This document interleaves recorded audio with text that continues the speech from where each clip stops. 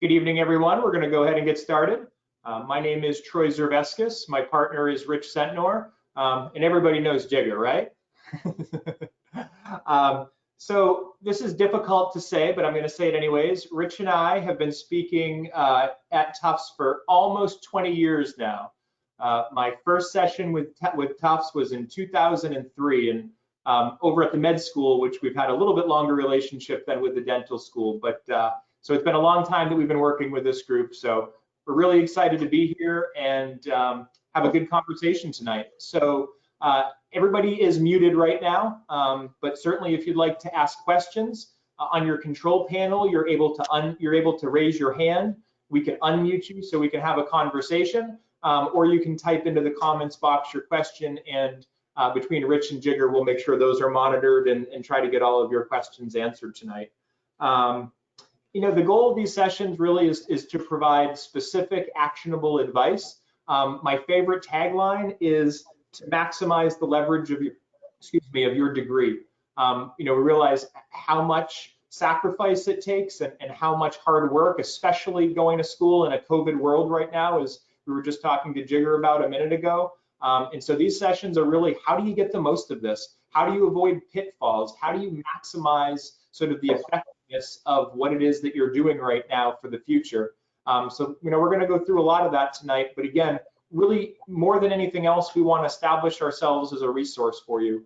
As we mentioned, we've been working with Tufts for a very long time, so our goal is really to be here to answer questions and to provide a resource for you wherever we can.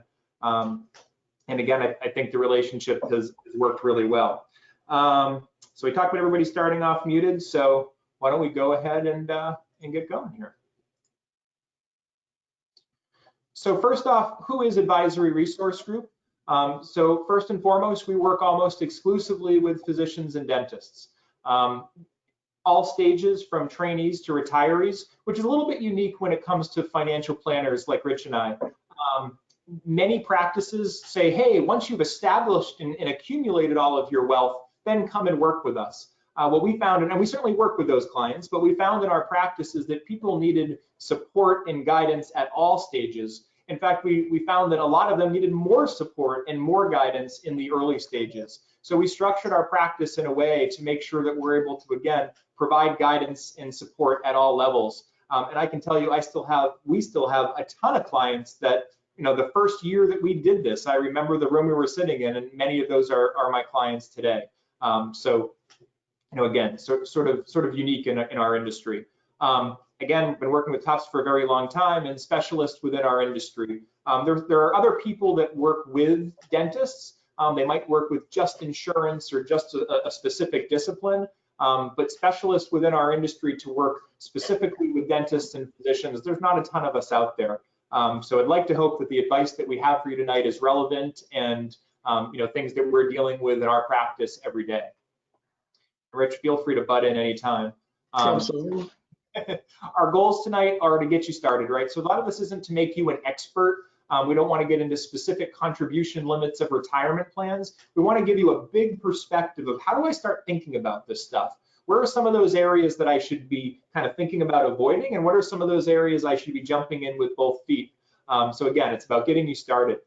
It's also about building strong habits now to last for the rest of your life and career. You know, it's like diet and exercise. It's about building muscle. The things that you do today and you think about today and you do over and over and you do really well, just like you practice in clinic and so forth, is the same thing as it relates to your financial and practice management lives.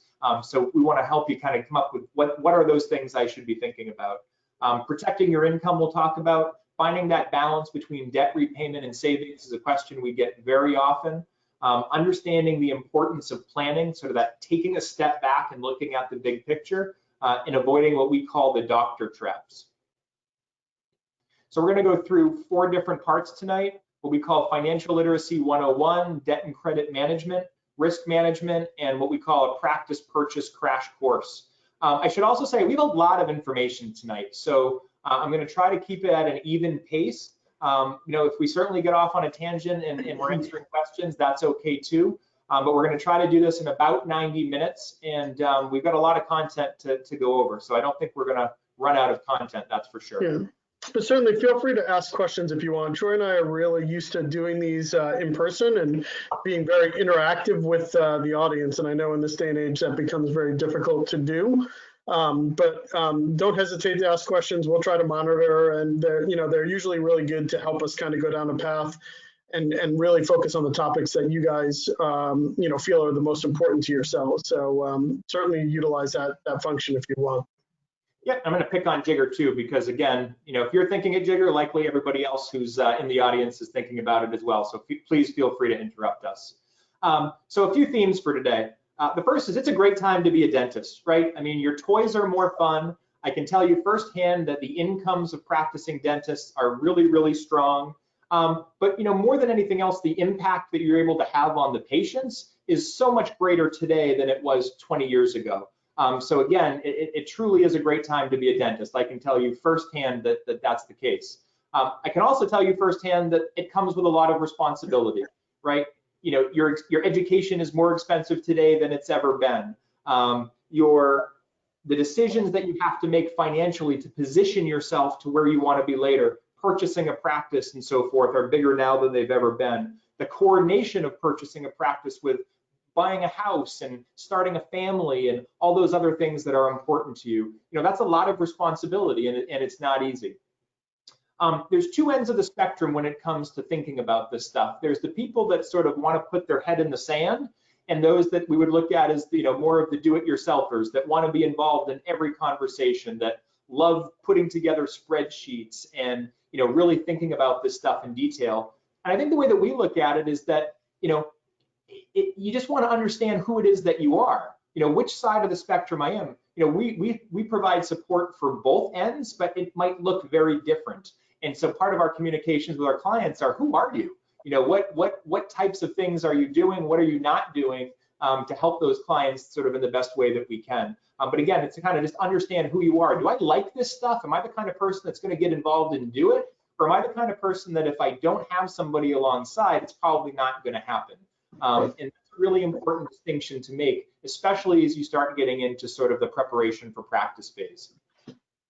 We're going to talk about this a little bit tonight, but from here on in, I'm going to suggest that everybody start thinking of themselves as a business, right? The average debt is $360,000 a year per student, which is what the number that the financial aid office gave us last. So that 360 grand could be spent in a lot of ways, right? You could buy a business, you could start a business, you could, there's so many different things that you could do with that, but you chose to invest it in yourself. And that's awesome. And I can tell you there's a huge light at the end of the tunnel. But that being said, there's a responsibility that goes along with that, as we talked about earlier. So as it relates to your debt management, as it relates to protect yourself with risk management, all of those things become incredibly important if you're thinking of yourself as a business.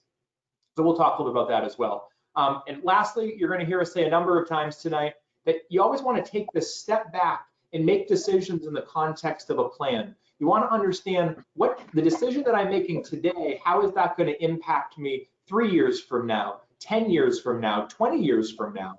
And I know many of you have gone through Luis's content already, correct, class Jiggers? Is everybody gone through Luis's content, or some yes, some no?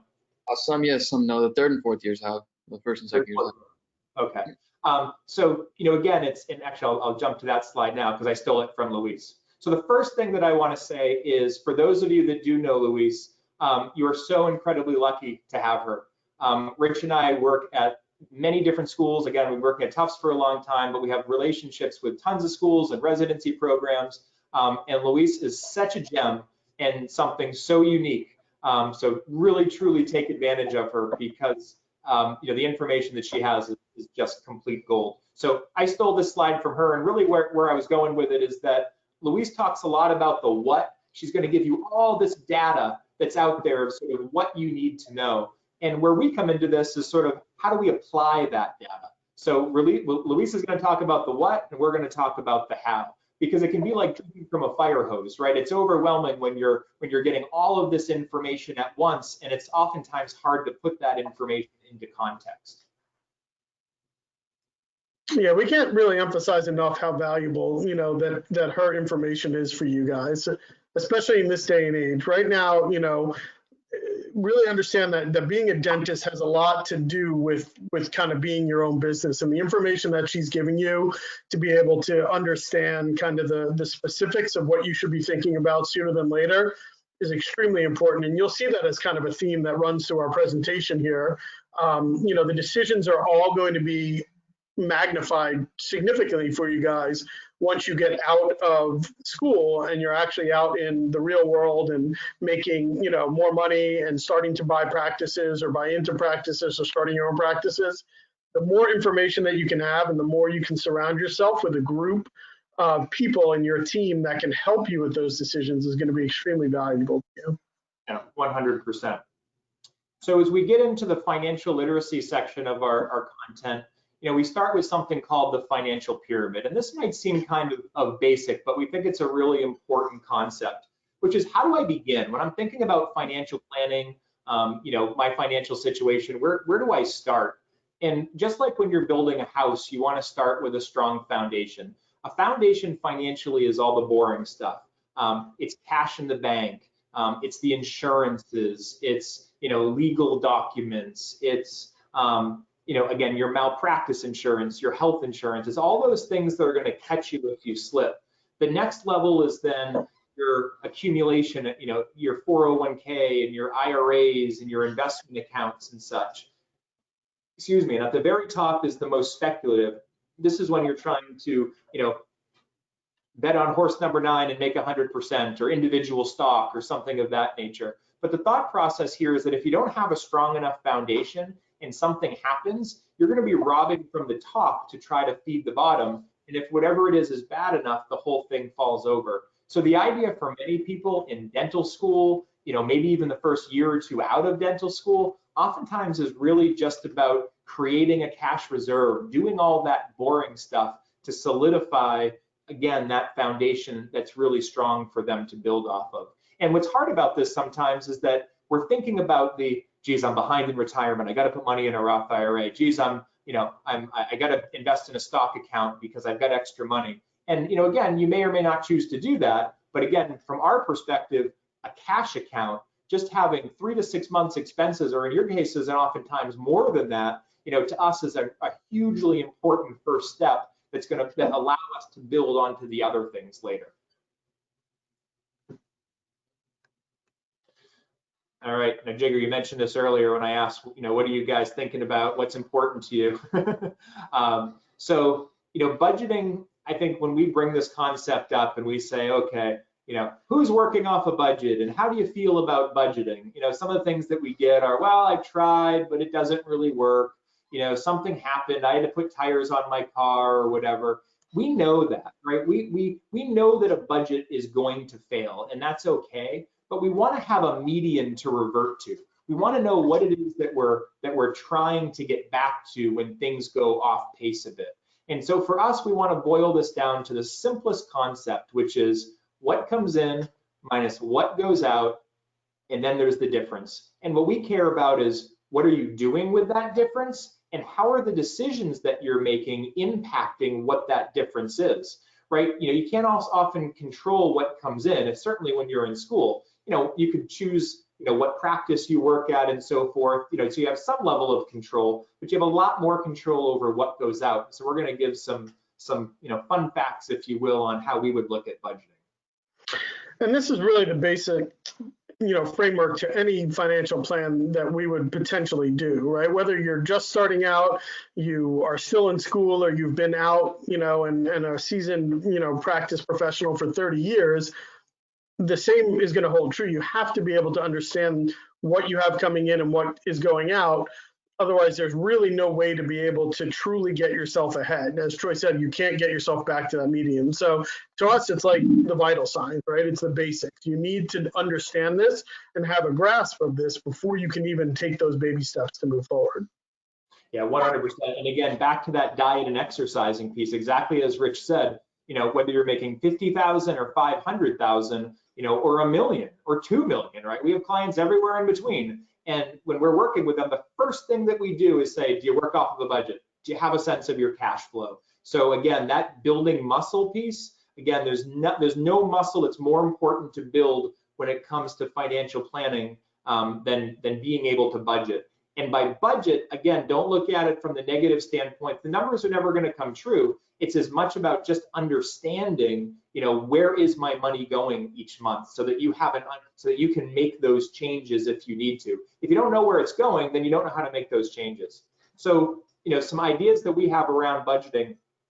The first thing that you want to do creating a budget, identify your goals and write them down. Right? Get a piece of paper out, or jump on a spreadsheet and just start writing down, what is it I want to do? When I graduate, I'm going to move to X. I want to buy a car. I want to live in a house. I'm going to rent for a while. I'm going to have a child. I had a child, right? All of those things, just sort of write them all down so that we can begin to build some context into the conversation.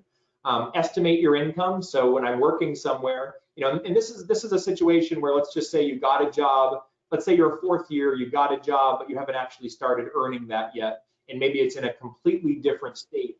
So a tool like paycheckcity.com will allow you to look at and see, what you'd estimate earning when you take away taxes and so forth from your paycheck. Understand your liabilities and expenses. What are you going to pay on your student loans? What will those payments be? If I get a car, what is that car payment going to be? Again, just anything that you're going to owe money to. And just understand those expenses. Understand that your earnings minus those expenses equals that discretionary income. So that's the money that you have to make progress with, essentially. And then you want to go through what we call a step of trial budgeting, which is that you continue to look at those budgets and make iterative changes until you get to the one that makes the most sense. So anytime in life that you're making a big decision, you want to go back to your budget and see the impact that it makes. And again, make those iterative changes. If I have a roommate, if I don't have a roommate, if I buy this car, if I buy that car, how does that impact my overall financial situation? And then am I buying a house? Am I renting a place? All those different components are going to significantly change. Ultimately, that discretionary income piece at the end, which is really the crux of how you can get yourself ahead from planning. What can I do with what's left over? Am I paying down debt? Am I saving to buy a house, buy a practice? What am I doing with that discretionary income? The better sense you can get of what that number really is and how the different decisions that you make impact that number, the better off you're going to be going forward. Yep, and what we'd recommend is, we have a spreadsheet that we give to our clients. You can find some online.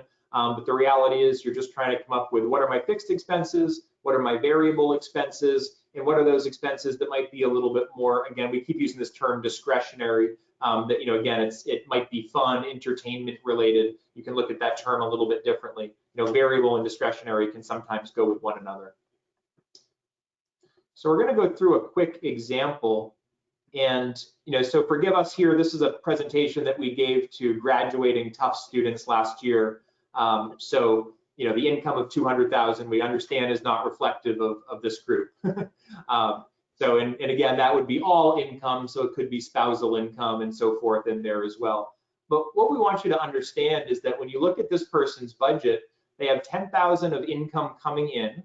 Then they have debt payments, a mortgage, utilities, entertainment, car payment. And essentially they get to the end, and after they've subtracted everything coming out from what's coming in, they've got $600 left. How'd they do? I don't know, Jigger, how'd they do? Is that good, bad? I don't think that's that great.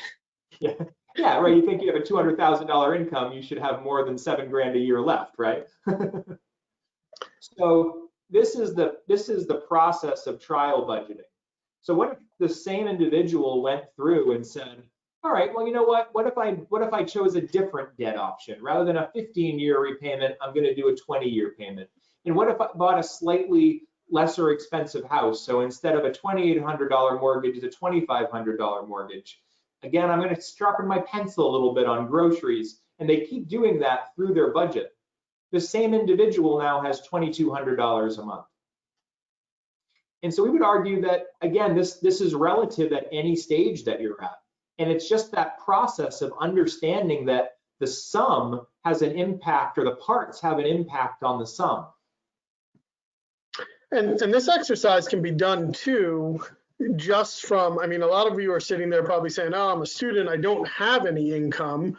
right? But it doesn't prevent you from doing this budgeting, right? If you think of your income as the amount of debt that you're borrowing, right? And then your expenses are your expenses. The less your expenses are, the less debt you borrow, right? So the better you can tighten your budget, the less money you're going to have to borrow, the less total debt you're going to come out with at the end of the day, the less your debt payment's going to be at the end, right? So that's something that we talk about all the time, is being able to help manage that situation based on budgeting while you're still in school, right? So, living in the, fanciest place without any roommates and taking, excess money, to the max that you can take it just because you want to live a certain life has consequences on the other end, right? And I'm not saying right or wrong, everybody does what they want, but understand in the sense of the financial plan how it works. So if you can tighten your budget so that your expenses, are, in this case, what are we saying, $1,600 a month, different, then that's going to be significant impact to you over a 4-year period of borrowing money all those years for living expenses. That's right. And there's not a right or a wrong. There's books written on budgeting, so there's lots of perspective on this. But it doesn't mean that you don't do things that you want to do or are important to you, right? I mean, we've done the exercise before about going to Starbucks, right? You buy two Starbucks a day. That's, let's call it $15. So what's that? $75 a week, $150 every 2 weeks, right? $300 a month you're spending on Starbucks, from making 2 cups of coffee decisions a day, right? And you look at that on an annual basis, that's $4,000 that you're spending on coffee. That coffee might be the greatest thing that you do every day. It might keep you out of depression in this crazy COVID world. So who are someone like us to say that that's not important? What we want you to understand is saying, hey, you're making an active decision to spend $4,000 a year on Starbucks. If you got 1 coffee a day, that could be a trip home to see your family or do something different that's also important to you. So we just want you to be an active participant in whatever decisions you're making. We don't want you to be a passive participant where you're sort of whatever happens, happens. Good. Jerry, any questions? Does that make sense? Yeah, that makes sense. Good for now. So the quality of your budget is only going to be as good as the mechanism that you use to track it. So, we'll sit down with the client and we'll say, all right, do you have a budget? And they'll say, yeah, I made this up, last July, and it's May. And I haven't looked at it since, right? So the reality is you want to come up with something that you can monitor regularly. And we're in the 21st century, which is pretty cool. So we've got software programs, internet programs, the mint.coms of the world, or you can use a pen or paper. We work with engineers that literally will come to us, with a big log book that they've tracked every penny that they've spent for their entire life. It doesn't really matter to us. We just want you, again, to know what are you spending, where it's going, because if we need to make changes, that's the best way to be able to do that. Rich, did I miss anything there? No, perfect. So I'm accustomed in these types of meetings to saying about 10 times, if you take home one piece of information tonight, this is it. So this will be my first of 10 that we'll talk about. But this to us is truly the only way that busy professionals make progress financially. And it's the idea of paying yourself first. So the $sign is your paycheck. We'll come back to the net in a moment. And then you're that sharp looking dentist over on the right. So, and then each of these buckets are corresponding to the time horizon that you might need the money that you're putting in them in. So a short-term bucket is your savings account or your checking account. Your long-term bucket is a retirement account. A debt reduction bucket is paying your debt at a higher level than you need to in order to pay it down faster. And midterm is kind of what we call a wealth bucket. It's not retirement, it's not cash, it's money that you can use for anything that you choose to. So the thought process here is that you set up an automated process by which money is automatically caught into the net and funneled into one of these buckets or several of these buckets, depending on what you deem to be most important in your life in that moment. So I mentioned earlier, the early stage might be you need cash in the bank. So through online banking, you set up a payment to yourself to automatically deduct out of your account to put money into short-term savings. Once you've established that short-term savings you need, then you might make the decision that I want to do retirement. I want to put extra money towards my debt.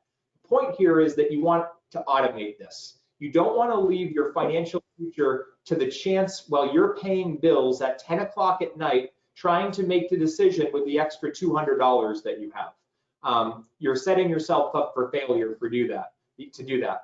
The alternative is, you know your budget. I've got $400 left a month. I'm going to put 200 towards short term. I'm going to put 100 towards retirement, and I'm going to start whacking down that credit card that I know that I need to get rid of, right? And then you're going to continue to reassess. But you want to think of it in these terms for the rest of your life. Again, making 50,000 or 500,000, we're having the identical conversation. And through the tools that we have these days with online banking, it makes this so much easier than it's ever been before. Rich, what I miss?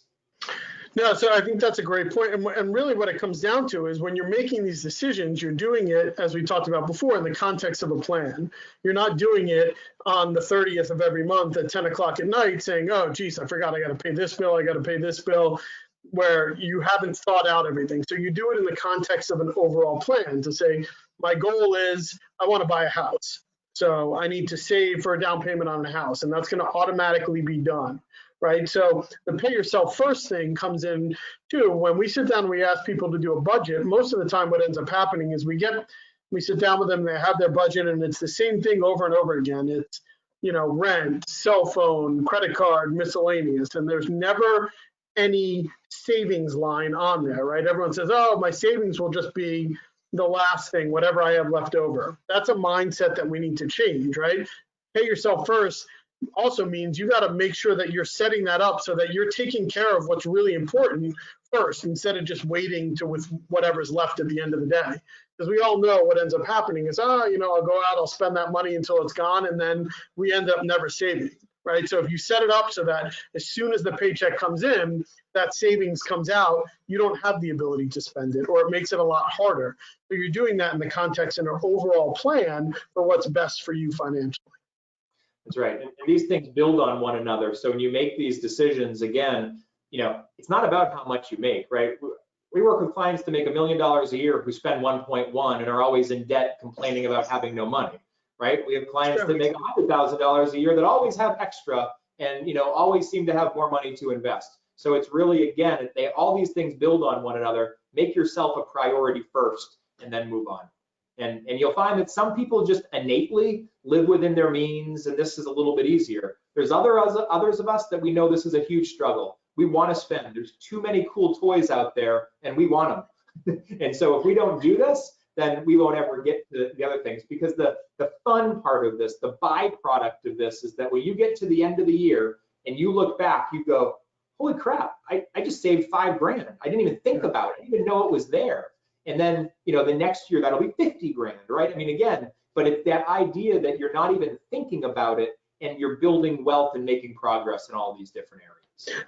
And this becomes even more important when you're dealing with dual incomes, you know, like, I mean, I'm sure there's a lot of people out there that have spouses that make a lot of money. I'm sure there's a lot of people that have spouses that spend a lot of money, right? So when you're coming together and you're really looking at it as a plan, everybody can do what they want to do as long as we're taking care of the important things that we've deemed as our goals before any of the rest of that stuff happens. Yeah, that's a really important point, Rich, is that whole relationship aspect of this, right? It's that, you know, the idea with a budget and all these things is that you're shaking hands with one another. You're making a deal. It's kind of like, hey, we said that we're going to spend $400 a month on entertainment. You know, if all of a sudden you're at $700 a month, or again, whatever that number is, you're not arguing about, you know, you did this, you did that. You're coming back to, this is what we said together we were going to do. And it makes things much easier, again, working with money and relationships, which, you know, as you'll find is probably one of the biggest challenges in relationships. And, you know, I find a lot of young people coming out into the world, and a lot of them don't want to combine finances, right? They like the idea of it's mine, it's, you know, it's theirs. Unfortunately, it can make a lot of financial decisions more difficult and challenging. So, you know, we err on the side of, no, let's just set up a good structure and process of communication and knowing how to track these things so that we don't get into those arguments, but we'll get the efficiencies that come from doing things and combining things with one another. So again, we put a lot of time into that, but the idea is, set yourself up for success without thinking about it. And this is the way that we believe that you do that best at any level. So I think I already said this quick, but the different buckets: short-term savings, checking; mid-term might be investments; long-term 401k, retirement, debt reduction, etc. So we are not going to spend a lot of time on investing tonight, but I did just want to talk real quick about, I think there's 4 things that for the rest of your life, if you're going to make an investment decision, I think you want to know these 4 things. You want to be able to answer these questions. And if you can answer them and feel good about them, then likely you're going to make a much better decision. So what's your tolerance for risk? What's your time horizon? When am I going to need this money, right? Any money that's going to touch the market should be 4 or 5+ year time horizon. The idea that I'm going to buy a house next spring and so I should be putting money into a mutual fund right now.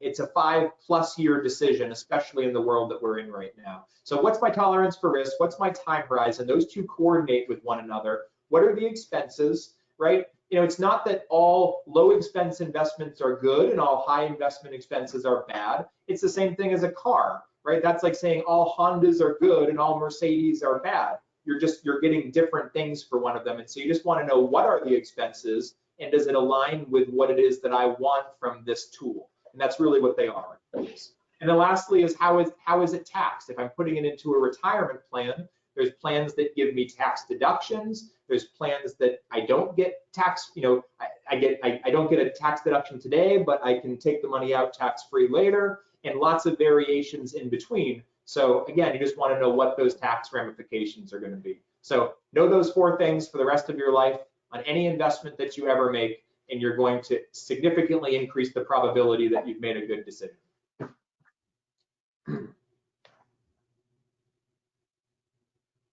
So this isn't a plug of ourselves, but it's a question that we get in pretty much every session we've ever done, which is, should I work with an advisor and when should I work with an advisor? And so that's why we built it into our conversation. So the first thing is that we think you need to have all 3 of these things to sort of be a do-it-yourselfer. You need to have the time, you need to have the interest, and you need to have the know-how. We work with incredibly brilliant people. It's part of what makes our job and who we work with so exciting. Our clients are brilliant, but often they'll be the first ones to say, I still don't have the know-how because I don't care about it. I don't like this stuff. I want to be, in clinic. I really don't want to be doing this. Or I love this stuff, but I just don't have the time. Any variation, but the reality is we think you need to have all 3 of those things to do it correctly. The next thing is, what do advisors provide? It's perspective. They've seen your future, right? We've worked with, I don't know, Rich, how many graduates coming out of medical and dental school have we worked with over the last 20 years? Thousands. I mean, yeah, hundreds, thousands. So we know the questions, we know the issues, the concerns. More than that, we know the issues that you're going to face 5 years from now, 10 years from now, 20 years from now. So we want to help people gain that perspective to maybe not make mistakes that they could have made otherwise.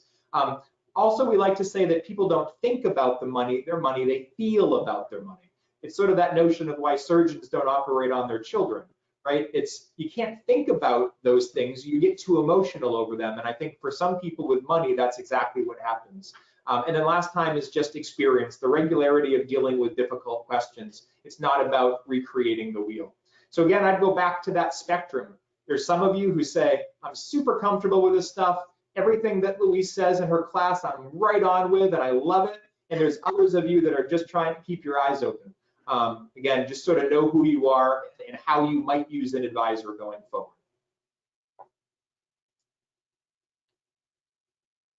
Jigger, any questions, anything on your mind so far before I jump into the new things? We're kind of going a million miles an hour. Yeah, there's nothing in the chat, but I had a quick question. You mentioned like tracking the budgets and everything. Do you have any recommendations on softwares or sites that are like good for that? Yes, I mean, I think Mint is probably the sort of the most tried and true, mint.com. But I've heard from other people that there's some other really good ones now. And to be honest, they've come out so fast, we've sort of lost track of them. If somebody was looking for a recommendation, I'd probably say mint.com. Okay. Yeah, and we have a variation that we use in our tool, which we call Mint on steroids. But it's anything that's, and honestly, you know, there's also just using, and this is, I don't want you to say, these financial guys told us to use credit cards. That's not what we're saying here. But even a credit card, right? If you do a good job of living within your means, a credit card is a really good way to track what you spend. And the companies now do a great job of creating pie charts for you automatically of household expenses and gas station and so forth.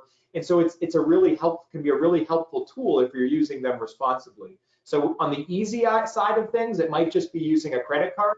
On the more complicated side, it might be using a Quicken or a QuickBooks, or again, a Mint.com is probably in the middle of that. Okay. I think what we found is the software, the online tools like Mint.com just make things so easy, because oftentimes all you have to do is just every transaction you make is just automatically captured for you. What I would still say about those tools though is use a spreadsheet to create your budget and to do your iterative processes in that creation of the budget, and then you use Mint.com to track it. Some people let their decisions be the creation of the budget. No, you want to be an active participant of creating the budget, and then you use Mint to track it. And then next time you have big financial decisions, you pull that spreadsheet back out, do it all again, and then bring it back over to Mint to track it. Okay, thanks. So why is financial literacy important? So what are the biggest traps that new dentists fall into? Overbuying a house or car, making decisions that could impact a practice purchase, buying everything they denied themselves during training, all of the above. Jigger, any guesses? It's D. All the above. All of the above. Yeah, that's the importance of planning and acting in the context of a plan, and we've seen it all. Buying Porsches, all sorts of fun things. So always act in the context of a plan, which we'll keep talking about. Rich, you want to take over for a minute? Yeah, sure. So one of the things that we always talk about is protecting your credit. Understanding that credit is your lifeline, right? So, I'm just going to go through this real quick here, but really understand that if you do some things that are going to really hurt your credit score early on, it's going to be a real hindrance to you going forward. Credit's your lifeline in the real world going out there. It's the only way you're going to be able to get a mortgage. It's the only way you're going to be able to get a loan to purchase a practice or buy into a practice. So really keeping an eye on understanding what is going on in your world of credit is really important. The biggest thing that we can tell you is just be organized, right? Open your mail, including your email. Make sure that you keep track of everything. We always like to say, put a file on your laptop that's just, financial stuff, so that you know where it is and you're organized and it's all in one place. And make sure you're constantly tracking. It's nothing that you have to obsess over and do every day, every week, every month. But once a year, it's good to basically get your credit score from the three main sources and make sure that it's accurate. Make sure it's where you expect it to be. When you look at the report, make sure that there's nothing on there that isn't supposed to be on there, that can be fixed or can help your credit score because there's a mistake, because these things happen, right? So understanding where it is and what debt you have out there and what your plan is for that is going to help you with your credit going forward. The next slide, we talk about what are the major factors that go into your credit score, and this is kind of probably the most important thing to realize. People think just because they have a lot of credit or they have a lot of credit card debts or they have a lot of outstanding debt or the fact that they have this mountain of student loans is going to significantly negatively affect their credit score. The real understanding is the one major factor that's going to affect you the most is your payment history, right?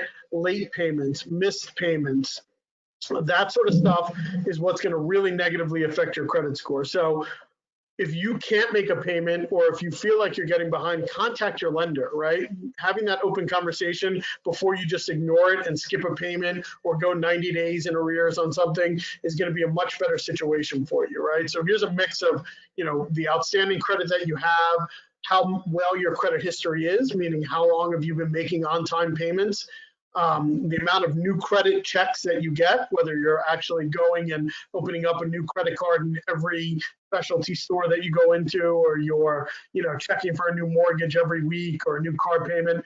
but the main focus is going to be that payment history. Yep, that's absolutely right. And it's one of those things, as Rich said, you really need to protect your credit, and you need to understand it by ordering those credit scores every once in a while to know, is somebody, inaccurately reported something about you? Is it somebody that had a similar social security number? This stuff happens all the time. The problem is you go to buy a house after graduation and all of a sudden it comes back that your credit score is, 500, you're not buying that house. So you just don't, again, this seems very simple, but the reality is, unfortunately, we see these things happen all the time, that because somebody didn't, check their credit. The other thing is that it's always your responsibility, right? You have to know who you owe what to. So just because you didn't pay a bill because you didn't know that it was on time, it always comes back on your shoulders. So it doesn't matter that you took that dream trip to Europe for a month and you didn't pay that student loan bill. It's always on your shoulders. So you have to know, who do I owe what to, and am I caught up on all of those things? And so those tools, the mints and so forth, are just a great way to help us be organized. But could it be as simple as a spreadsheet? Sure, absolutely. Yeah, and understand that it's not just a matter of, being approved or being declined, right? The difference between having a 400 or 500 credit score and having a 700 or 800 credit score could be 2 or 3 percentage points on your loan, which could be the difference between you being able to afford that loan and not afford that loan. And that's really what it comes down to. And that is by no fault of how much you make or how much you have in outstanding debt. It's just how good of a credit risk you are determines what the cost of that loan is going to be for you, being the interest rate. So, Jigger, I'm going to pick on you a little bit. You don't have to tell me anything about your situation personally, but if I were to ask the group and say, first, does anybody have debt in the room? And everybody, haha, funny Troy, right? But the second one is, how do you feel about your debt? How do you think, you personally, if you have debt, or others that are around you, how do you think people feel about their debt? Nervous, a little confused, not unsure how to pay it all off, what the right steps are. Sure, and those are questions that we get. If we had an auditorium of 100 people, those would be the exact same first answers that we would get. So the first thing that we're going to say is, and if you could punch me through the screen, you probably would, but I don't mind your debt. In fact, I like your debt. Why would I say that? The reason I say that is because you probably wouldn't be sitting where you are right now if you didn't have that debt, right? Debt's leverage. If you look at any balance sheet of any company in the country, right, they have debt on their balance sheet. Big companies that largely wouldn't need to have debt do. Why do that?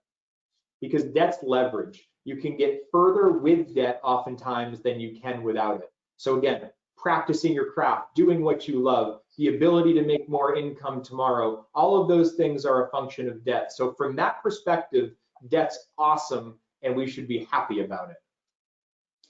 So but the reason behind that is, again, because you're sitting here right now and on the cusp of practicing dentistry, and that part is awesome. So that being said, just like those companies all across the country, you have to manage your debt responsibly, right? There's whole departments of these companies that are about managing debt responsibly. You guys need to have that own department. That might be a conversation with yourself over a glass of wine, but it means you have to manage how you're using that debt effectively. And so that's what we want to talk to you about.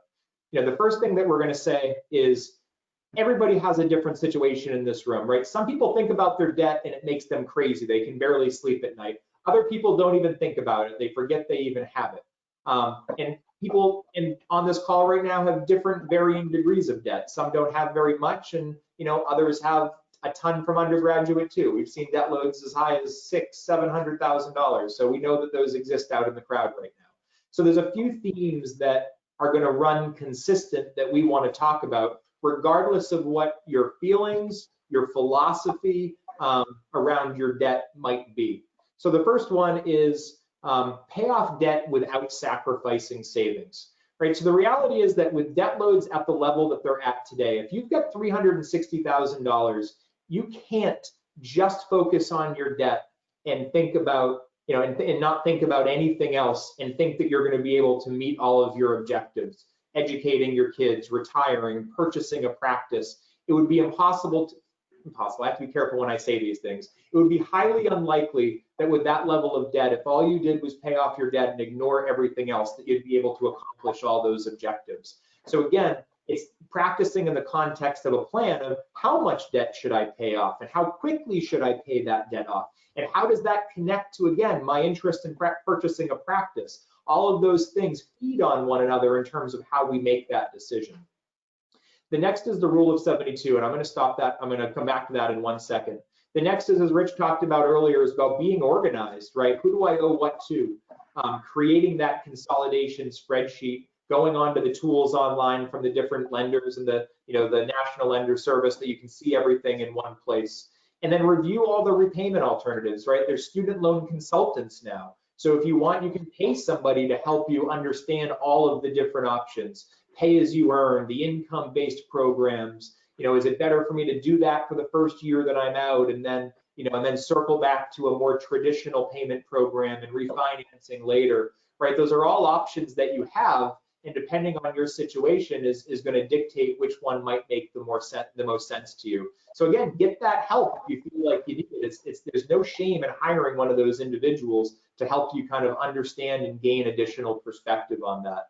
Last one, this seems like it should go without saying, but borrow the least amount that you can, right? Your goal is to get through these years and to do it with the least amount of debt that you can have. The idea that I'm going to take a trip and I'll just pay it back later, so I'm going to take out more this year. Don't do it. To any extent that you can eliminate and minimize your debt, please try to do that. Rich, before I jump into Rule 72. No, I think we're good. Jigger, have you ever heard of, and I'm sorry I keep picking on you, but you're the one I can see. Have you ever heard of the Rule of 72? Do you have a business background or anything?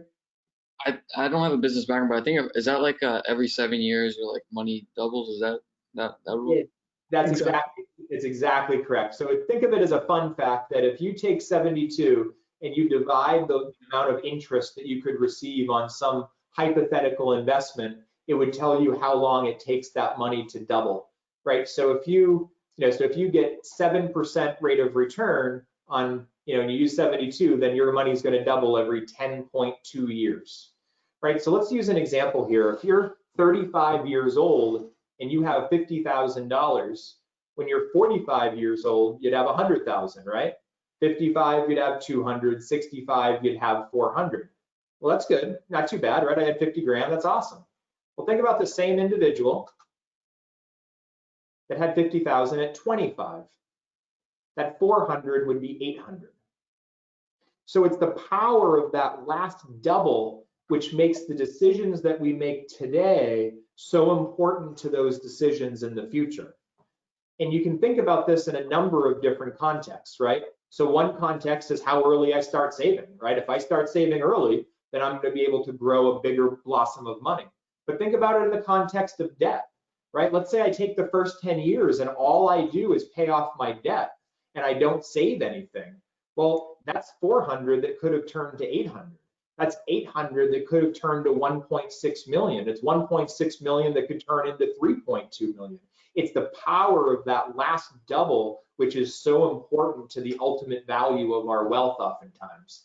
And so we really challenge people to be cerebral about how they make these decisions and to really put this in the context of the bigger picture, because it can have pretty significant consequences. Questions, thoughts? Rick, you want to take this one? Yeah, so one of the big things that we talk about, in addition to, we've kind of laid out some of the basic things, and back to our kind of original slide of kind of Finance 101 and debt management, risk management is an important component to where you guys are in your career, right? So we want to make sure that you guys are thinking about budgeting and thinking about putting a plan together.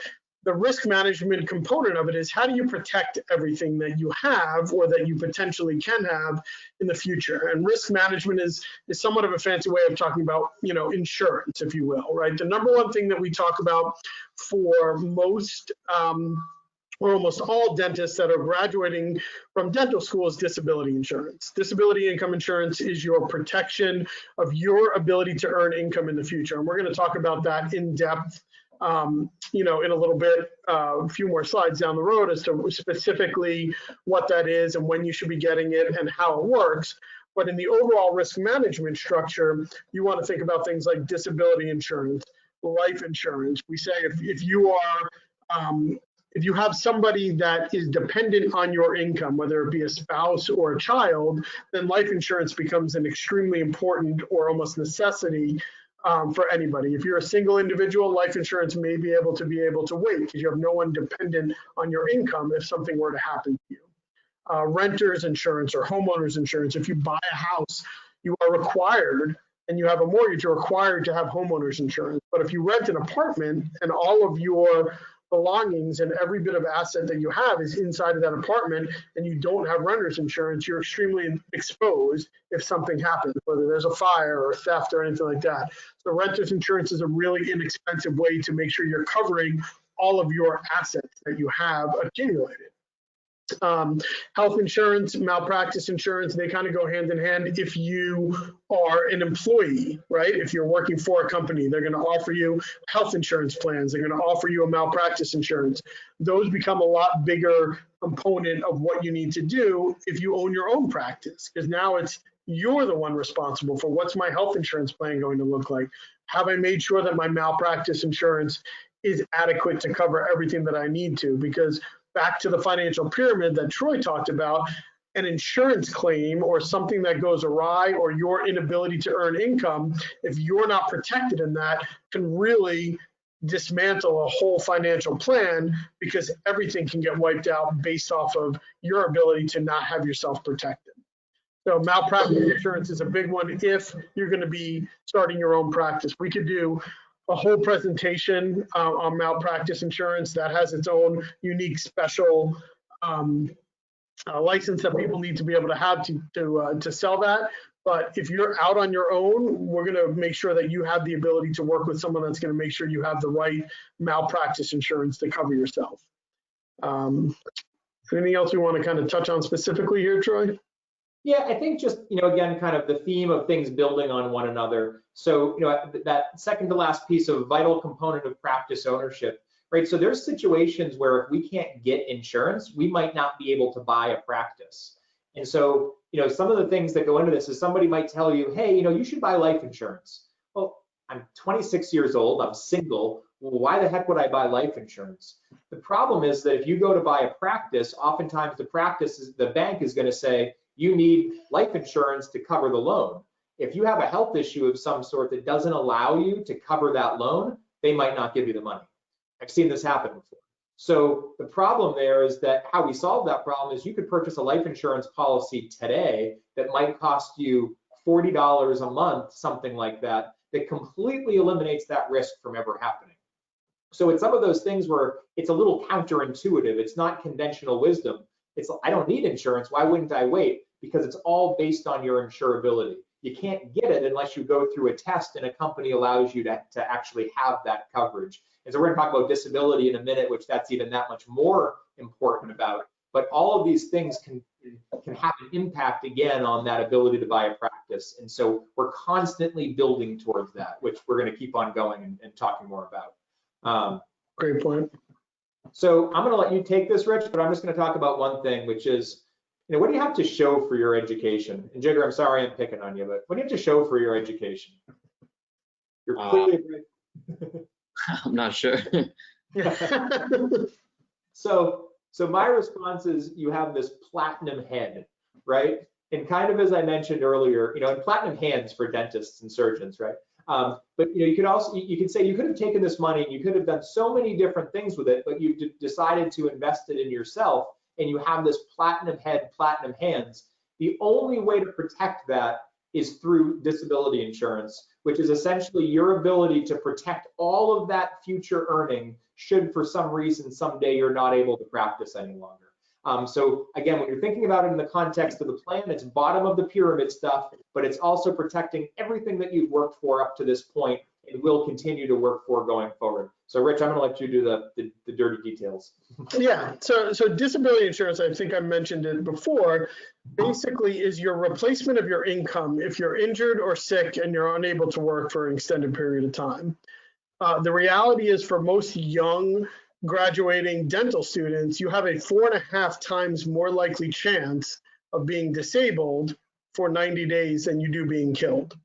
So disability insurance becomes an extremely important component of your financial plan. It's going to replace your income if you can't practice chairside, right? If you can't do the craft that you have spent all the time, blood, sweat, and money in debt that you've spent to acquire those skills. If you can't practice as a dentist, then you need some way to be able to replace that income to help you continue to pay the mortgage, support the kids, put them through college. Disability insurance is not a privilege. You have to apply for it. You have to be accepted for it, right? So the younger you are, the healthier you are, the cheaper it's going to be. And that price is going to be locked in for the life of the policy. We recommend absolutely once you start to become a third-year dental student, it's imperative to start thinking about getting your coverage, a necessity to get it, in our opinion, right, is, at the latest as you're graduating from dental school so that you have a policy in place and that you're covered and you've taken all the risk of any health issues going forward, right? The reality is a lot of people in general corporate America will have a group policy that covers them as long as they're employed by their employer. And most people, that's the disability coverage. But for dentists, who the majority of them are practice owners or they're going to be working for a smaller practice, either A, might not have group coverage available to them, so then you're on your own to get your own individual coverage, but that group coverage almost 95% of the time is not adequate to cover your entire need, right? So the group coverage is limited. It only covers a portion of your salary. So it's going to leave you basically short in the event that something happens to you. So that is kind of point number one. The second point is for you guys specifically, you want what's called true own occupation coverage, which basically means that the definition of the disability will cover you in the event that you're not able to practice as a dentist. Even if you can go back to work doing something else, even if that something else is still in the dental field, whether it's teaching at a dental school or dental sales or anything else, if you can't earn the income practicing chairside, then you're going to be covered. And that's what's called true own occupation or specialty occupation coverage. And that's imperative for each of you guys as dentists to be able to have. There's a lot of other bells and whistles that go into it. You want a guaranteed non-cancelable coverage, which means that you own it. You can take it with you anywhere that you go in the country, and it can never be changed or canceled per the contract language. You always have the ability to stop the coverage whenever you want if you don't want to pay the premiums anymore, but the company can never cancel the coverage on you. A lot of times you look at association coverages or group coverages, and they are a requirement of you being part of that group or part of that association. And if you're no longer part of that, you lose that coverage. And those coverages aren't what's called guaranteed or non-cancelable coverages. They can be changed at any time as long as they're changing it for the entire group. Where you have your own individual coverage, it's yours and it's locked in. Hey, Rich, if I can interrupt for 1 second there. So just, kind of a little sidebar information is right now dentists are having significantly negative claims experience among disability providers. So the point that Rich just made there is probably, if you take one thing from tonight, no, but an incredibly important point that when you have group coverage, so for instance, let's say you get your coverage through the ADA because they do offer disability insurance. If dentists have negative claims experience and claims start going up, the ADA coverage, you can come back and say, we're going to change the provisions or we're going to change the cost in this coverage. We've changed company. They just recently changed the company that actually offered that coverage and backed it. The problem with that is that we see claims experience getting worse. We see most companies making changes already to their policies to make up for those changes. And so that term there, non-cancelable and guaranteed renewable, says once you have it, it can't ever be changed. If you have an association policy and the industry starts to see what we're seeing right now, it could go by the way of chiropractors. We used to be able to insure chiropractors through 10 different companies, and now they are uninsurable right now. We cannot insure a chiropractor. Right.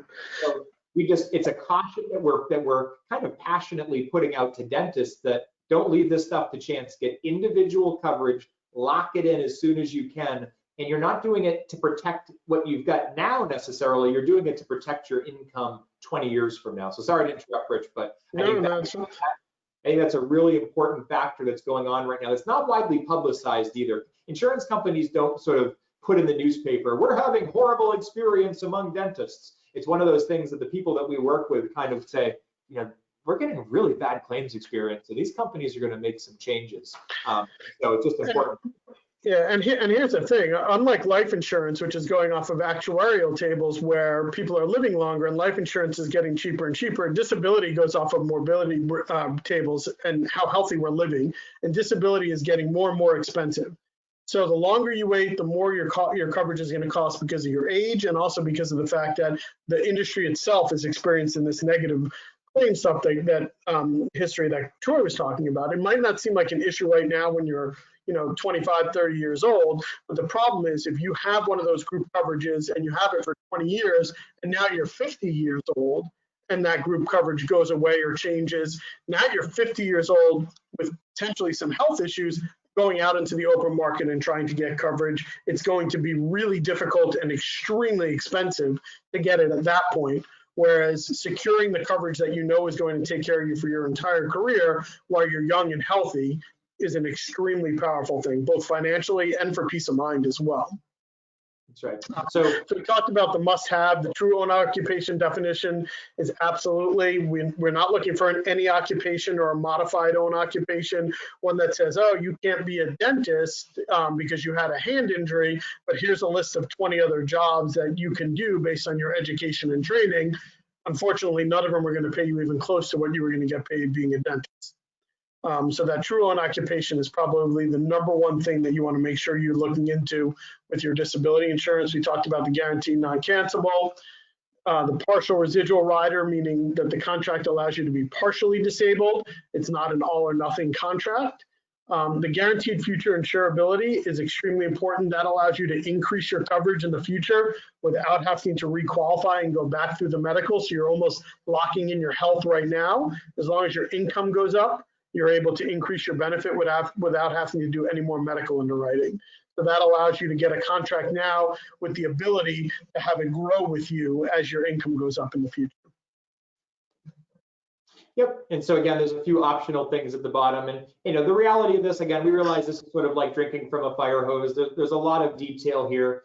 I think the theme is, our recommendation is that you get this stuff in third year of dental school. That's the first point at which you're able to purchase it. Absolutely when you jump out of dental school, but our belief with any of these things is the sooner you do it, the better.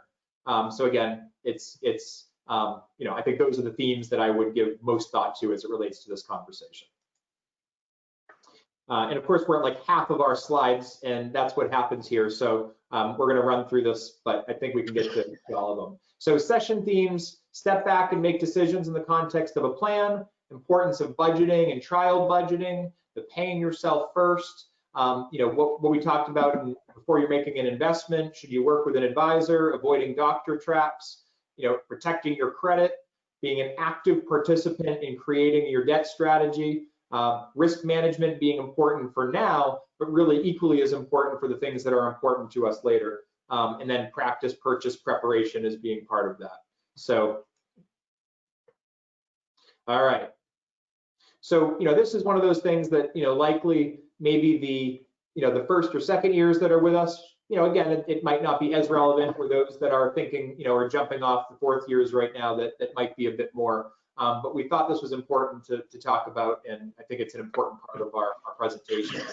So 21st century dentists, as we'd call them, there's some themes here that when we start to think about purchasing a practice that we believe should be given thought.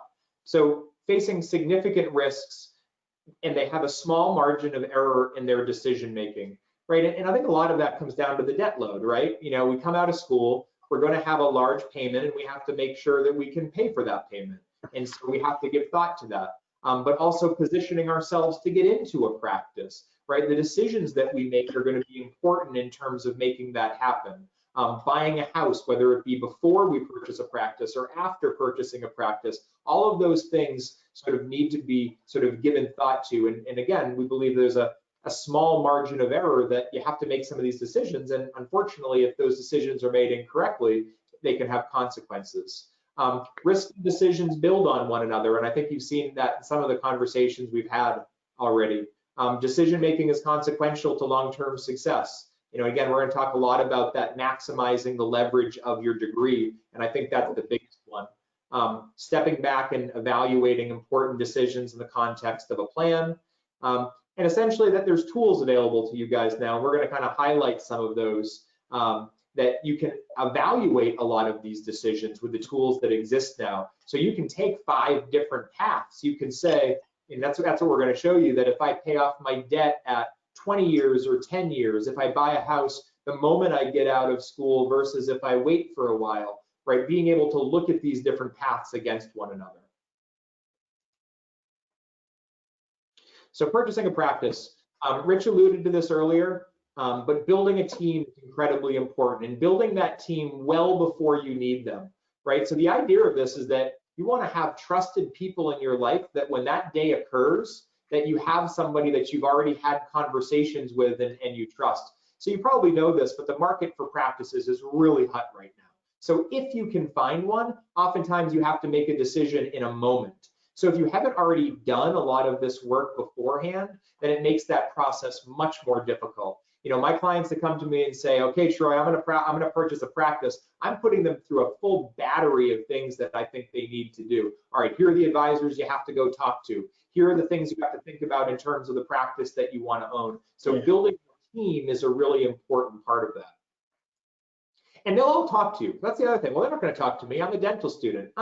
The lenders will talk to you. You know, the consultants will talk to you. They love to talk to you because they look at it as, hey, I'm planting a seed. This person's going to come back to me in the future. So don't feel like, well, I shouldn't, you know, I'm not worthy enough now. Not even for a second. I would absolutely reach out to all of these people. Define your your perfect practice when this comes out. How many operatories does it have? Do I want to build an empire? Am I looking for a giant practice? Or do I want to build a family practice where I'm going to have a few ops and that's the way I'm going to practice for the duration of my career, right? You want to understand sort of what that perfect practice looks like to you so that when you find it, that you can react and make a quick decision on it. Or if you find something and it doesn't meet that criteria, to say, gosh, I know it's a great opportunity, but it's not a great opportunity for me.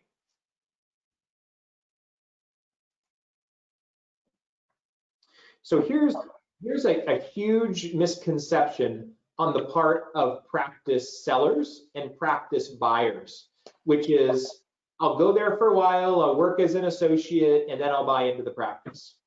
I'll hire an associate, they'll like it here, and then they'll buy the practice from me. The reality is that happens less than 10% of the time at practices. So again, it might happen.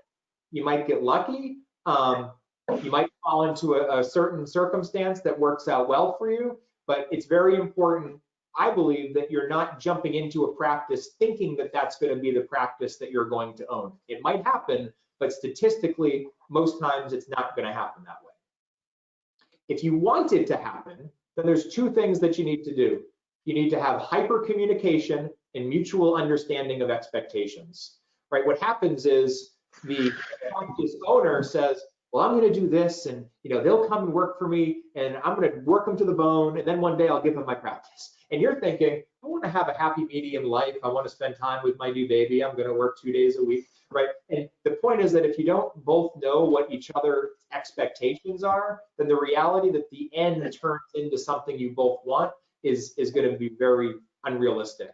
So again, hyper communication and a hyper communication of what your expectations are. I want to buy a practice in 3 years. If I don't buy a practice in 3 years, then I failed, right? You want to know that because sometimes they might not be ready in 3 years, right? A lot of these dentists that are retiring think, oh, I'm going to retire in 3 years. The reality is it happens 10 years later. So it's helping both parties really understand what it is that they want. So hyper communication, mutual understanding of expectations. Understanding the financing variables, meeting with lenders. Are you working with a large bank or going to try to work with a local bank? There's different pros and cons between them both.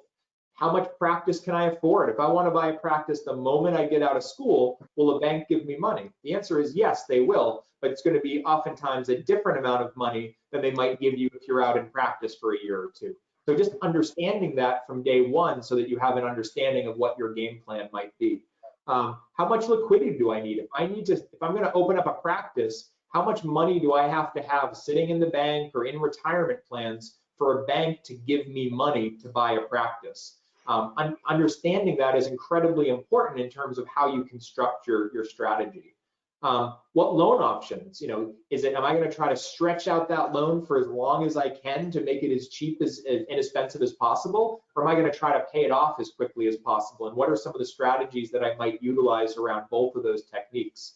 But again, you just want to have that conversation. Risk management requirements. Hey, Bank of America, if I'm going to buy a practice from you, are you going to make me have any of these insurances?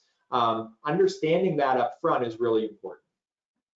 And then I threw that earlier, should I buy my house before or after? That's a different situation for everyone. And if you ask different banks that question, they're going to give you different answers depending on your circumstances. There's some themes, but all right.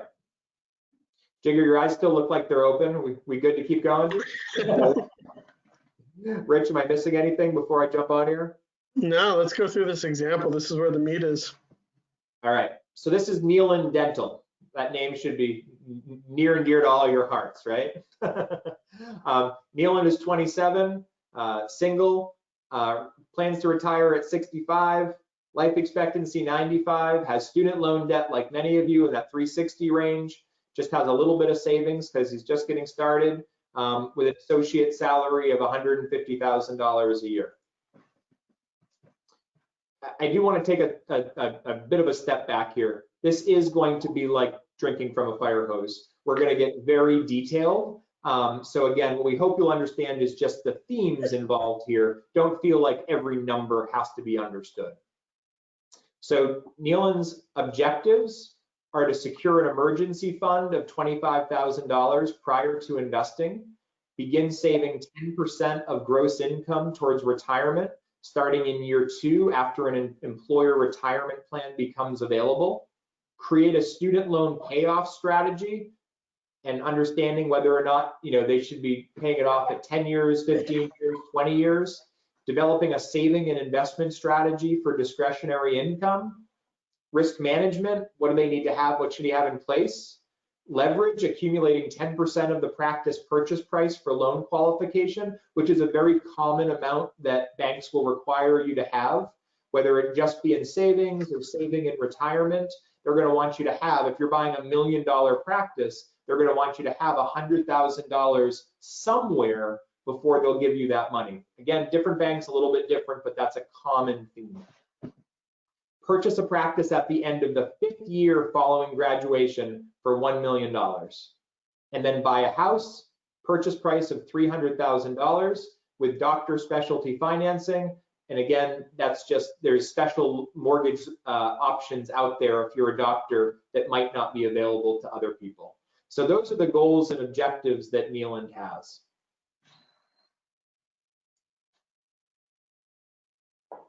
Assumptions. Nealon has already purchased disability coverage. So $7,600 a month of coverage covers that $150,000 of income, which costs about $3,600 a year, $300 a month. $1 million of term insurance. Again, we talked about purchasing a practice in the future. So having that coverage early to make sure that nothing gets in the way of that was part of Nealon's plan. Surplus discretionary income is being vested in a non-retirement account starting in year 6 with an estimated rate of return of 6%. So again, depending on the level of risk you take, might have an impact on that rate of return. So a 6% might be a middle of the road in terms of risk investment. Retirement savings, the rate of return is 7%, and then in retirement is 6% with inflation of 3.69%. And I know those of you that have been through Luis's material are probably looking at that and saying, oh, that makes perfect sense. And some of you that might not, might be saying, what are they talking about?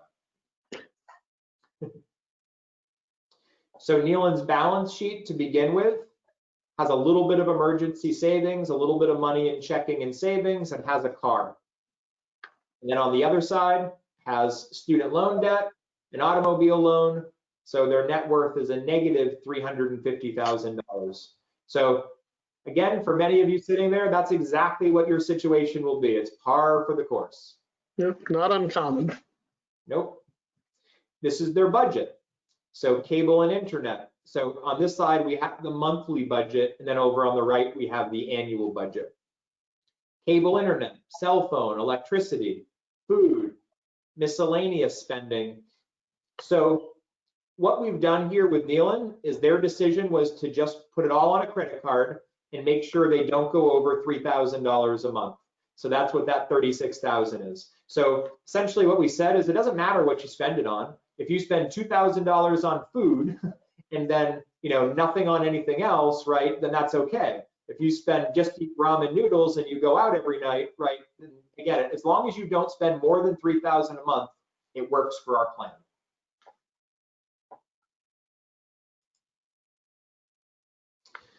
So the conversation that we're going to lead you through tonight is evaluating debt payoff periods in the context of accomplishing those objectives.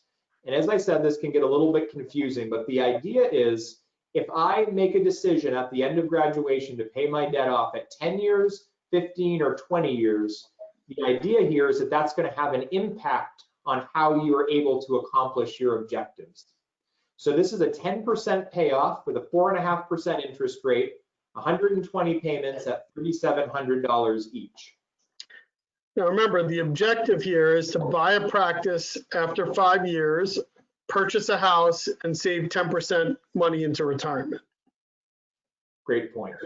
So just to set the framework of this a little bit, each of these columns are years, 2019, 2020, 21.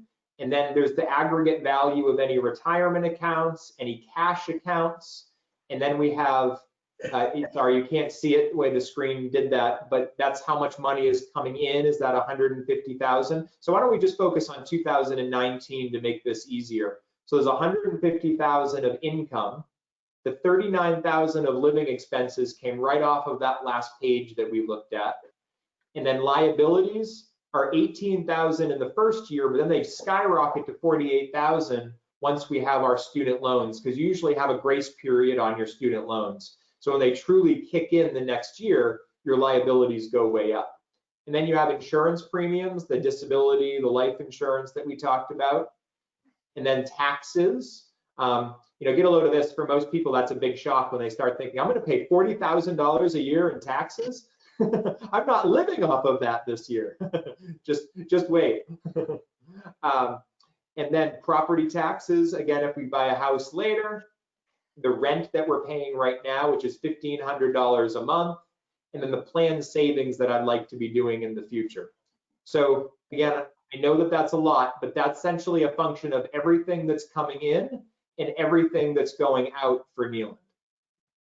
So you could say the first goal is to have $25,000 in a cash account. And if you look up here, that goal has been accomplished. And it happened in the second year. I'm going to pause for a second. Do you have any questions, or as you're looking at this, is there anything that just seems wildly confusing to you? No, it's a lot to take in, that's all. It's a lot to take in.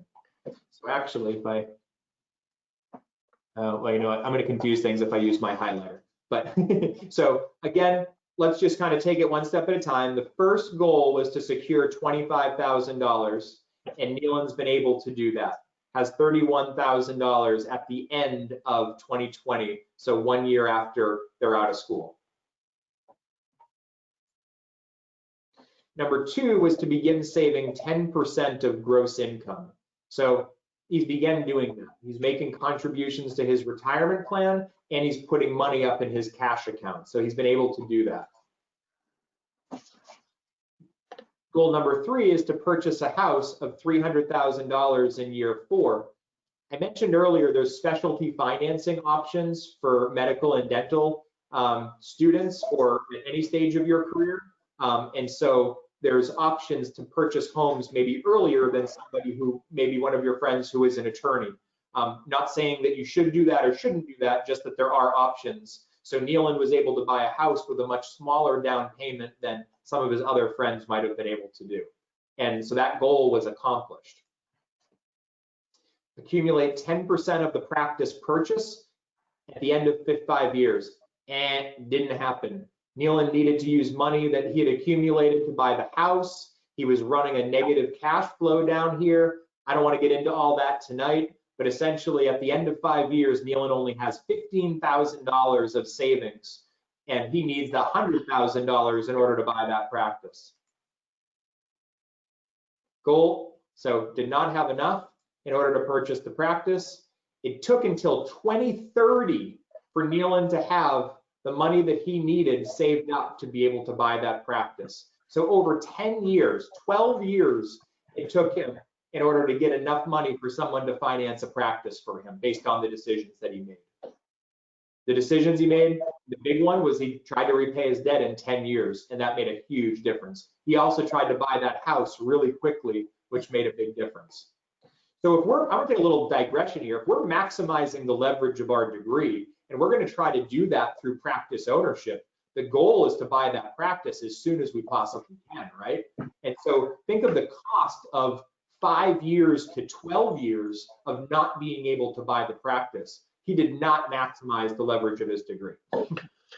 And the reason that that's really the leverage, and I don't know that we touched on this, but the statistics will show you that the income that you'll earn as a practice owner as opposing to be an associate is significantly different, right? Almost $100,000 a year different.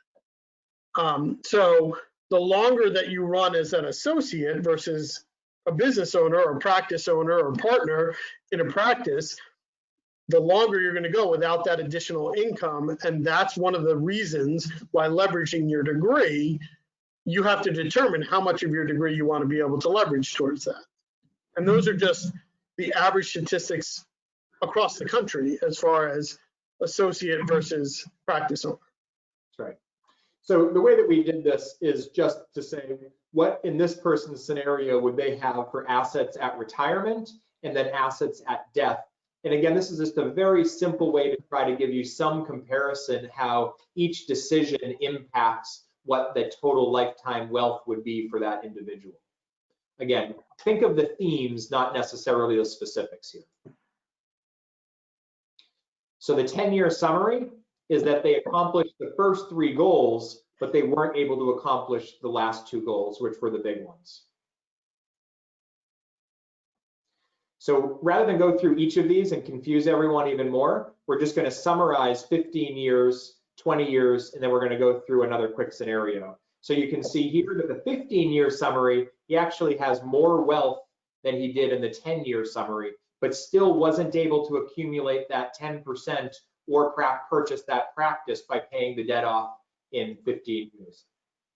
And the reason that they were able to accumulate more wealth is the 10-year to the 15-year allows you to purchase that practice a few years earlier with the 15-year than the 20-year. And we'll show you that in a summary coming up here.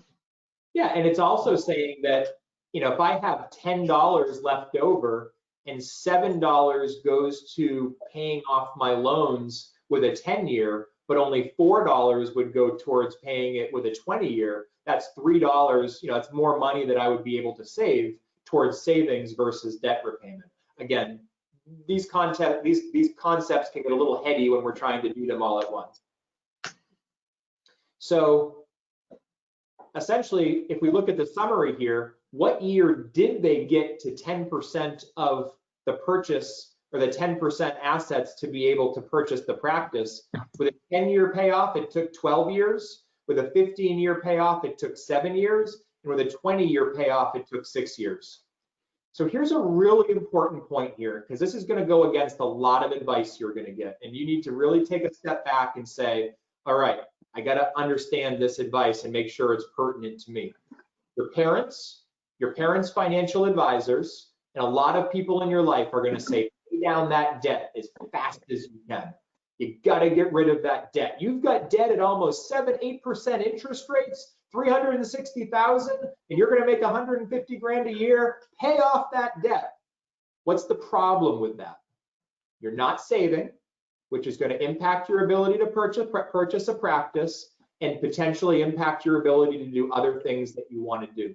So it seems like it makes sense. And to a traditional financial advisor, pay down the debt fast. It does make sense. But when you're thinking about it in the context of maximizing the value of your degree and getting into that practice as soon as you can, think about that. Rich, we're going to talk about this in a second. If you could earn $100,000 more a year owning your practice than being an associate, and you could have been a practice owner in year 5, but instead you're a practice owner in year 8, that's $300,000 that you missed out on, not to mention a whole host of other things that you could have had you been able to position yourself to get into that practice at year 5. That doesn't warrant or justify paying down the debt faster to then not purchase the practice until the 10th or 11th year. Jigger, push back on me with that, because it's a really important theme that's completely against what a lot of people are telling students. Right. I mean, what you're saying makes sense to me. Like you gotta like invest in yourself. So like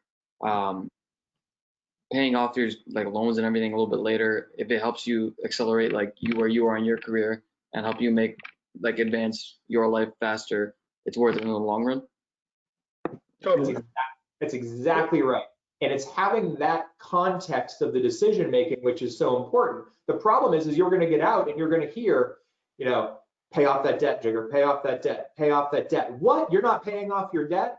And again, you've got to understand, yeah, but how does it help me get to where I need to go by doing that? And what's the overall plan that I'm putting into place by doing it or not doing it? I'm going to say one last thing, Rich, I know you want to jump in, is the other side of this is maybe you want to be an associate and you don't want to buy a practice. Well, in that scenario, yeah, if you could keep living like a student and put $80,000 a year towards your debt, absolutely that would be a good plan for you, right? But if your plan is to buy a practice, we're trying to get you into that practice as soon as we possibly can. And so you're going to have a completely different strategy than that associate, the individual that wants to be an associate. Sorry, Rich. No. Yeah, no. And that's the exact point I was going to make is understand that what we're talking about here is really a big overall generalization that fits into the majority of people that are in your situation, graduating students, but everyone's situation is unique. And that's why we always talk about doing it in the context of a plan. Everyone's going to have a unique, nuance to everybody's situation that is going to take this analysis in a different direction. But that's why we think it's extremely important to make sure that you have your plan together and that you work with someone that can help you put that plan together, because everyone's situation is going to be slightly, unique compared to it. We're just trying to give you an overall global picture of the best way to maximize the leverage of that $360,000 average debt load that you're coming out with, and how you can do that in the most economical way. Yeah, absolutely. So the next theme here then is, well, what if I change up the variables, right? Let's change this a little bit. Let's delay our home purchase. We'll do it on a 20-year repayment. We want to purchase a bigger house, but we're going to do it later, right? So rather than getting my first house at 300 and then buy my second house later, we're just going to delay it all together. Let's get into the practice first, then let's buy our house. Same practice, $1 million, 5 years. We're going to assume that you're earning an extra $100,000 a year by being a practice owner versus an associate. Surplus cash flow starting year 6 is invested, same as before, and the practice for $1 million. Again, I don't want to confuse it. We did not adjust it for inflation to keep things easy, meaning the practice cost $1 million. So back to our same chart here. We accomplished our first goal. We have 36,000. Yes, we're saving 10% of our income, and you can see that accumulating up here, retirement and cash, and then total portfolio value. Purchase a practice at $1 million in year 5. Boom, goal accomplished. We have $106,000. We're ready to go. So because we didn't use money for a down payment on a house and we didn't have other expenses of the house, we were able to get to that $100,000 in year 5. Yep. And then in year 7, we purchased our house. We were in our practice, we were earning more income, and we purchased the house at, again, 7 years in versus 4 or 5 years in, but now we have our practice and we purchased a bigger house. So the point there, the theme that I want you to take from that, again, is kind of like that iterative budgeting process. We do the same thing with our clients with planning, and we have really, just like you guys have more fun, powerful tools, so do we. So we can completely create these models, compare one another, make changes and tweaks to them to really help people make sure that they're getting that efficiency out of what they're trying to accomplish. And again, real quick, look at this one. Remember the number was before? That first number was 9, now it's 17. The other number was 22, and now it's 50. That's the difference of practice ownership compared to being an associate. Now, a couple things. One, could you own a practice and might you not do as well? Yes. There's nothing, you take risk when you're a practice owner, so we have to say that here. But as Rich said, all things considered, if you run a successful practice, financially speaking, in the long run, you will be doing significantly, financially earning significantly more than being an associate, all things being equal. So again, in our alternate scenario, all goals are checked off, except for the house, which we decided to do later. And just real quick, so we're just running through here. Potential, what was the idea? And I don't want to spend a ton of time on this, but everybody has to make their decision on practice versus associate. But potential for increased income, increased home value in our scenario, additional investment contributions resulting in greater long-term wealth. We have the practice equity that we can sell at the end, which isn't insignificant. Increased retirement contributions, more tax savings could come from that potentially. And then just non-financial benefits of being a business owner, of flexibility, control, and so forth. And so again, like I said, we have to be careful of overselling, buying practice, but we do have a bias. And I know I've talked to Louise, she has a bias that, that owning a practice, if you can make that happen and you're comfortable doing it in the long run, you should be able to maximize that value of your degree much more effectively. We're getting close. So last one, if we're comparing them, if you recall, the two scenarios, 17 million versus 9 million, 50 million versus 25 million. That's a big difference. So we are just at 8 o'clock here, Troy, so. Yep, we got about 45 seconds left. So here, I'm gonna fly through this one, which is, here's another scenario. We're gonna purchase that Porsche. It's 80 grand, it's 1,500 bucks a month, but I'm making 150 grand now. I can do it. Well, now we're at 8.9 versus 23. It cost us 633,000 in retirement value by purchasing that Porsche. And it cost us 2.4 million in lifetime wealth by buying that car early on before we could afford it. So that $1,500 a month payment had a huge implication that reverberated through the rest of our life. So the moral to the story is buy a Porsche once you have the wealth and the income. Don't buy it when you're first starting out, you don't have a practice, you don't have a house. I've seen it, so that's why I bring it up. It's the idea that, hey, I haven't had these things for so long, so I'm going to make up for them the moment I get out, can be incredibly tempting. Please don't do it. Do this planning first and then make those decisions. Thank you, everyone. That is our presentation. Again, we realize this was a lot. It's like drinking from a fire hose. The recorded session should be available shortly, so Jigger, we will get that to you so you can get this out to everyone. I don't think we said anything that should condemn us too much, right, Rich? I think we. So, ways in which we can help. As we said, we're here to support you guys. We have been for the last 20 years. We have an understanding with the school that we're here, it's education first, and that's truly what we do. At the same time, we do help implement the services and the planning and so forth that students often need. So the first place that usually occurs is with disability insurance. So again, for anybody in the third year, that's an area that we can certainly help with. But whether that doesn't happen, now and later, whatever, we're always here, and we're here to be a resource for you guys any way that we can be. We don't charge for consultation, just to kind of have a conversation. Once we go from there, we would talk about whether or not there's fees or what have you. But we're always here to talk. We're always here to help. And again, this has been a real long relationship. Rich, anything I missed there?